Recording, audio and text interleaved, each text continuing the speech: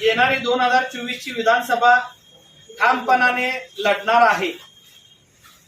आज प्रेस खास त्यासाठी मी बोलवलेली आहे की एमआयएम पक्षाकडे मी उमेदवारीची मागणी केलेली आहे।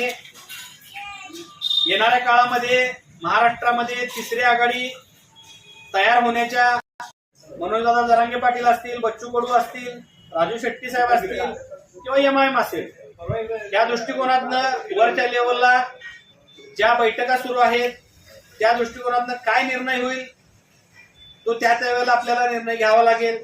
पण इतकं निश्चित आहे की मला पक्षाचं तिकीट मिळो अगर न मिळो, मी 2024 ची विधानसभा ठामपणे लढणार हा माझा निर्णय झालेला आहे। आणि हा निर्णय घेण्यासाठी मला माझ्या आंबेडकरी समाजातनं प्रचंड लोकांच्या विनवण्या फोन येत आहेत। मुस्लिम समाजातनं सातत्यानं मला